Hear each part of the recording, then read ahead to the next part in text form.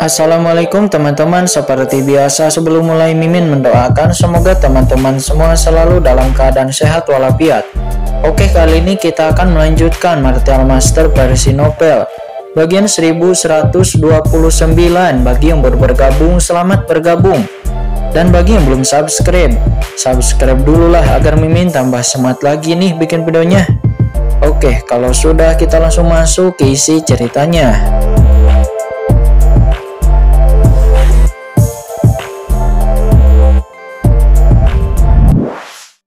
Ini dan kemudian Kincen berdiri dalam posisi tertentu dengan tangannya di tanah dan segera kekuatan Dewa Gunturnya langsung mengalir ke tanah dan boom, tiba-tiba semburan cahaya muncul. Rune dan pola yang tak terhitung jumlahnya berpekaran membentuk kekuatan penyegelan yang aneh di antara langit dan bumi. Kemudian di tubuh Kincen kekuatan besar berkembang, aura tak terlihat perlahan muncul dari tubuh Kincen dan mulai mengalir ke dalam pola ini. Pada saat ini, leluhur naga itu melihat Kincen dengan curiga. Dia tidak tahu apa yang ingin dilakukan oleh anak ini. Pada saat ini, kekuatan Kincen memasuki pola itu, kemudian mulai menyatu dengan pola tersebut, dan perlahan memperbaiki segel dan pola di sini. Anak ini, mata leluhur naga Hong Huang itu membelalak, seolah-olah dia telah melihat sesuatu yang sulit dipercaya. Sial, anak ini sebenarnya ingin memperbaiki segel yang aku tinggalkan dulu. Nah, apakah kamu ingin memperbaiki segel jiwa peninggalan leluhur ini? Hahaha.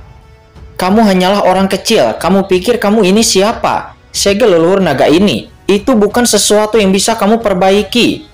Kata leluhur naga, dia tertawa. Dia hampir tertawa gila. Seberapa kuat segel yang dia pasang saat itu. Sekalipun itu terus-menerus dilemahkan selama ratusan juta tahun. Namun itu jelas bukan sesuatu yang bisa diperbaiki oleh seorang anak kecil. Setidaknya jika ahli teratas umat manusia puncak yang datang, itu juga mungkin hanya sedikit harapan untuk bisa memperbaiki segel ini.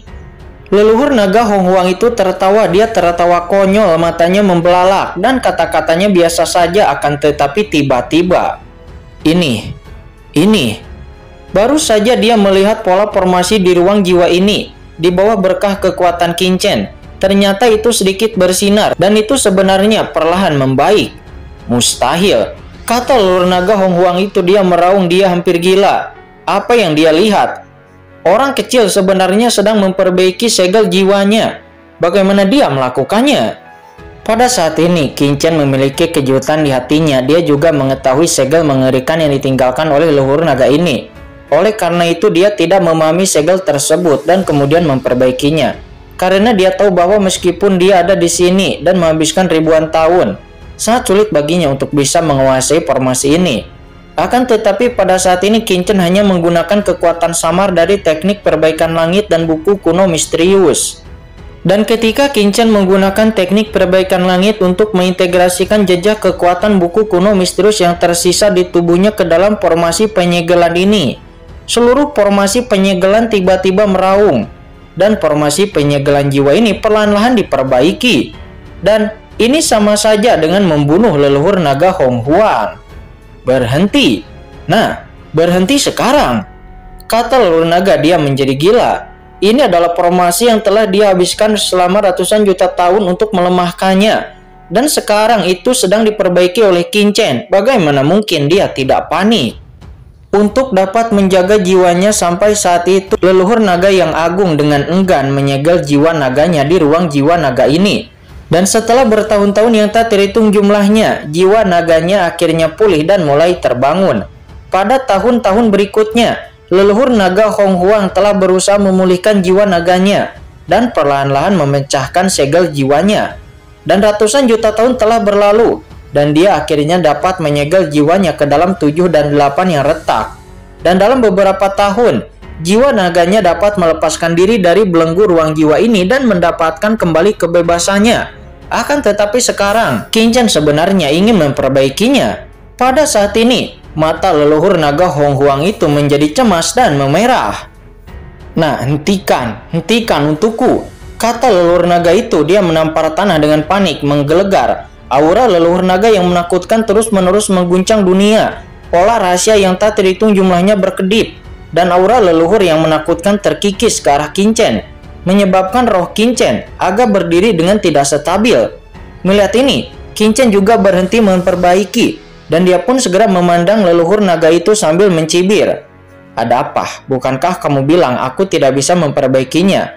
Aku sedang terburu-buru sekarang," kata Qingchen. Sebenarnya, formasi segel ini terlalu menakutkan. Meskipun Qingchen dapat mendorong kekuatan perbaikan langit dan kekuatan buku kuno misterius untuk memperbaikinya, akan tetapi itu juga hanya untuk waktu yang singkat. Roh Qingchen tidak dapat lagi bertahan, dan Qingchen punya perasaan jika dia terus memperbaikinya secara paksa, maka jiwanya sendiri akan runtuh tanpa bisa sempat menyelesaikan perbaikannya.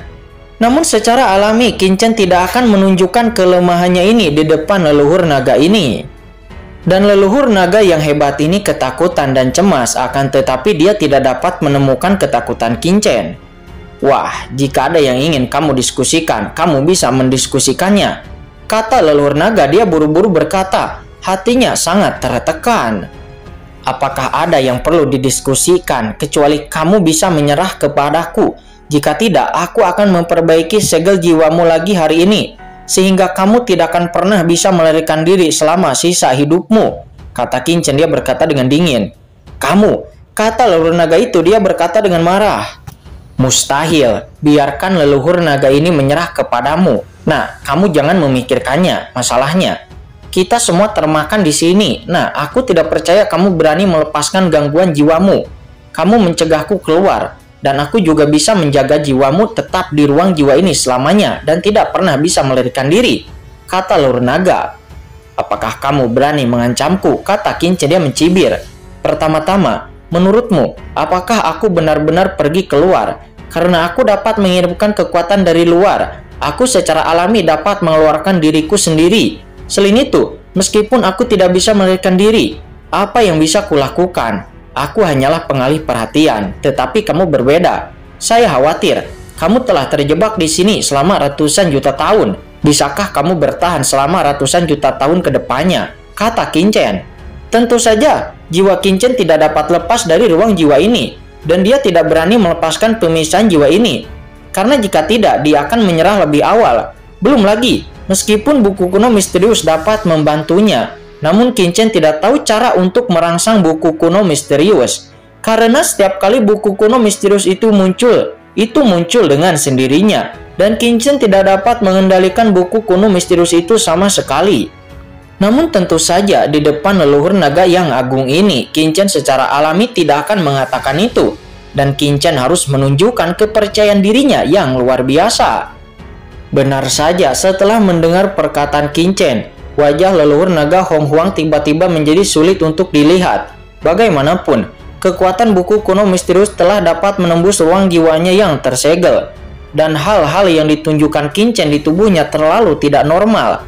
Siapa yang tahu bahwa anak ini masih memiliki kartu Hall? Bagaimana mungkin ada umat manusia yang sesat di dunia ini?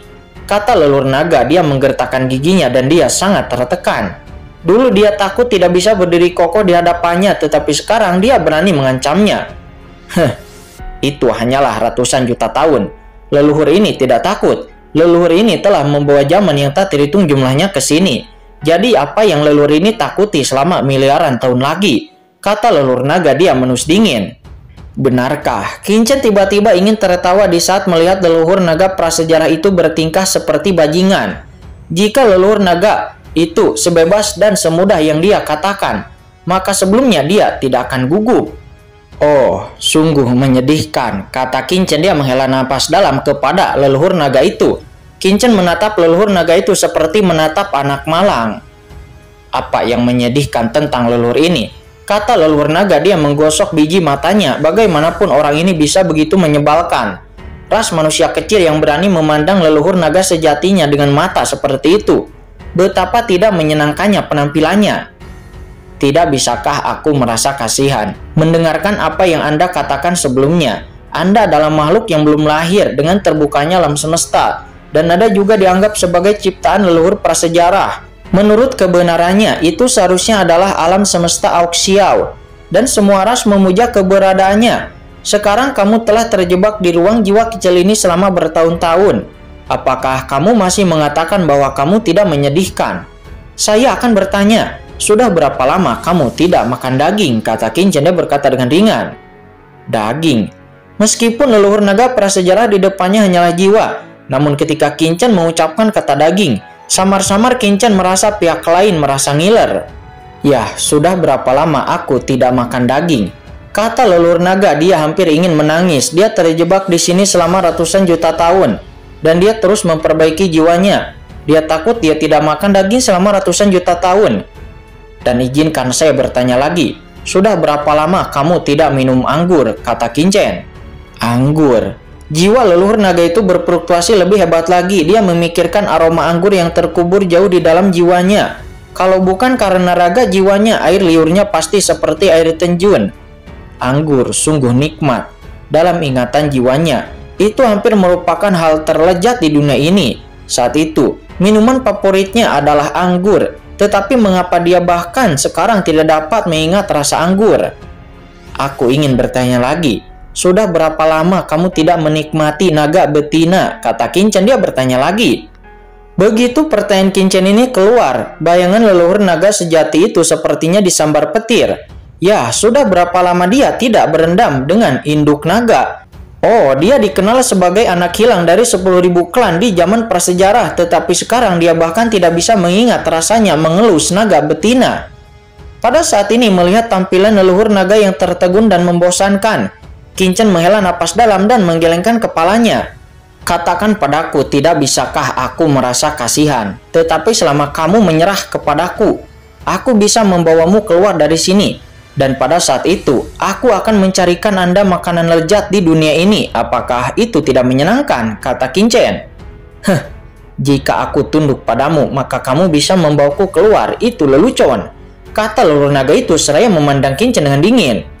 Itu wajar, dan apa yang saya sebut penyerahan diri bukanlah untuk memperbudak Anda.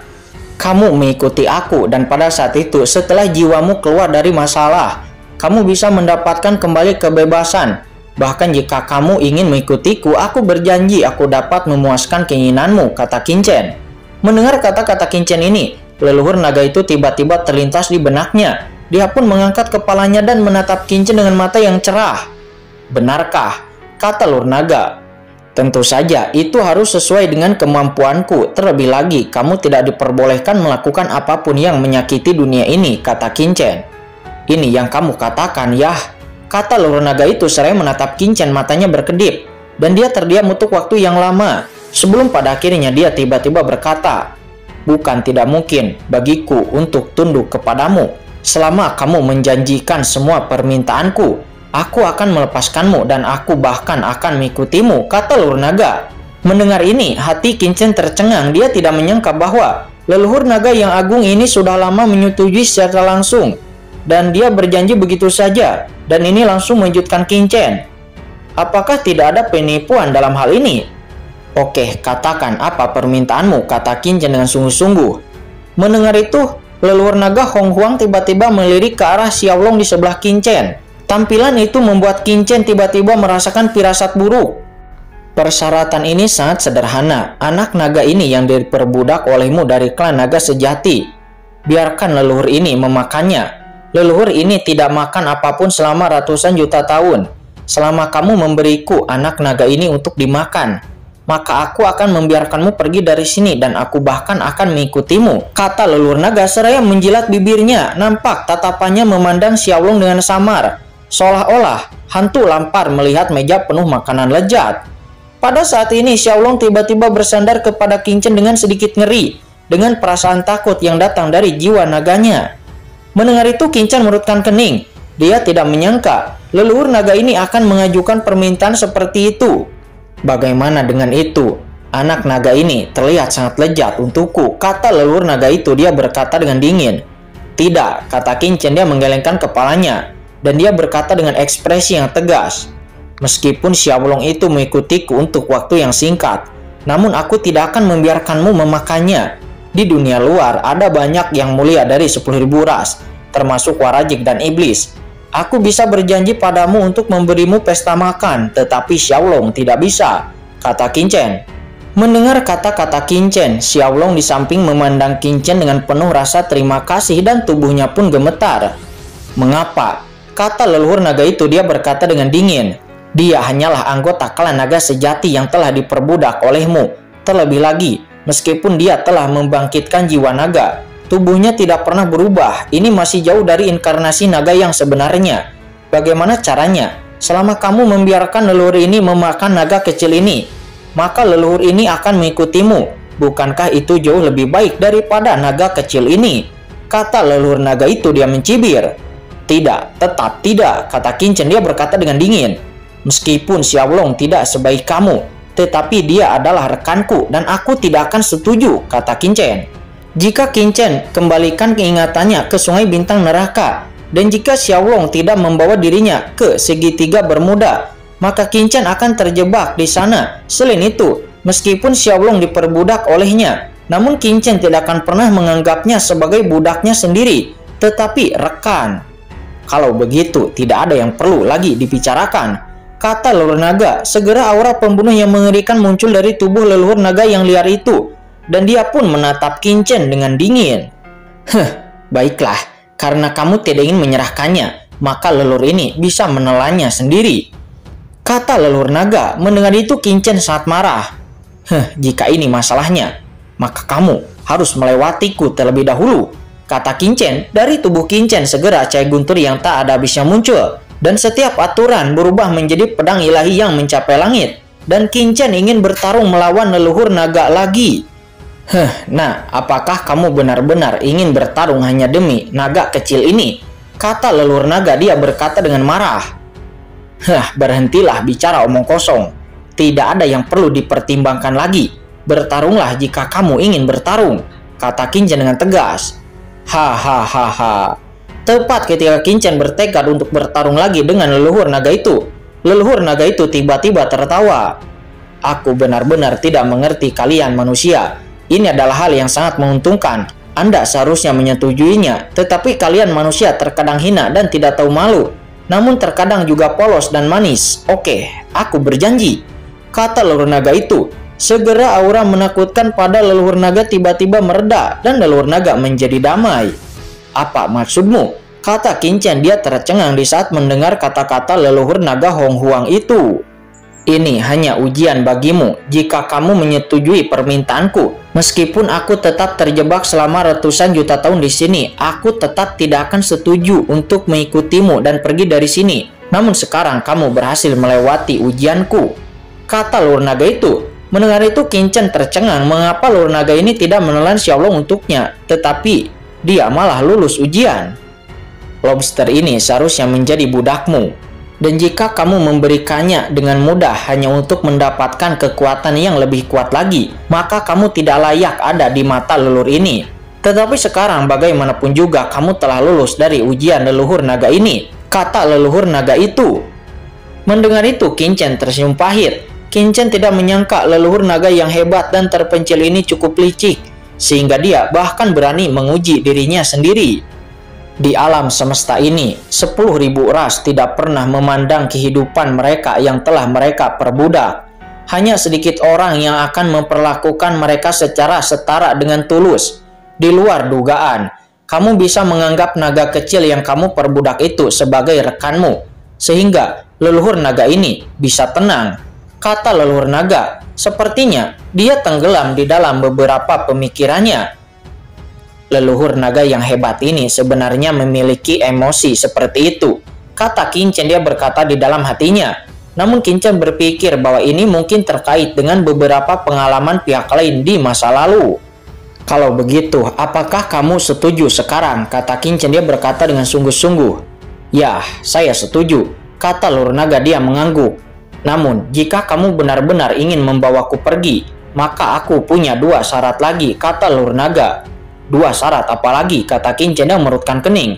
Mengapa leluhur naga yang agung ini memiliki begitu banyak permintaan? Akan tetapi Qin Chen merasa lega hanya karena permintaan pihak lain. Karena jika tidak, jika pihak lain langsung setuju begitu saja, maka Qin Chen akan waspada. Jangan khawatir, ini tidak akan merugikan dunia, kata leluhur naga. Syarat pertama adalah... Mengatakan ini, leluhur naga tiba-tiba terdiam sesaat. Apa syaratnya? Kata Qin Chen. Ekspresi Qin Chen menjadi aneh. Ini sangat sederhana. Bukankah kamu baru saja mengatakan bahwa ada begitu banyak orang dari 10.000 ras di sini? Jika ada gadis yang kusuka, kamu harus memberikannya kepadaku, dan aku akan menyimpannya dan membiarkan gadis itu datang ke ruang jiwaku dan melakukan sesuatu untukku. Kata leluhur naga. Apakah kamu menginginkan naga betina? Kata Qin Chen. Dia tercengang. Qin Chen menggelengkan kepalanya karena sejauh yang Qin Chen tahu, tidak ada naga betina sejati di sini. Tidak harus naga betina dari klan naga sejati, asalkan badannya montok dan temperamennya superior. Dan kuncinya, dia harus perempuan. Tidak peduli ras apa, selama leluhur naga ini menyukainya, maka kamu harus membiarkannya memasuki ruang jiwa leluhur naga ini, kata leluhur naga itu. Mendengarnya, Qin Chen memandang leluhur naga Hong Huang itu dengan tatapan kosong. Qin Chen sedikit tercengang. Dia tidak dapat membayangkan bahwa leluhur naga benar-benar akan membuat permintaan kotor seperti itu. Namun luar biasa, Qin Chen tidak tahu harus berkata apa, jadi dia hanya bisa diam saja. Namun setelah dipikir-pikir oleh Qin Chen, leluhur naga juga seperti manusia, dan dia masih sangat membutuhkan hal-hal seperti itu. Ratusan juta tahun itu cukup lama, kebanyakan orang mengira itu mati lemas.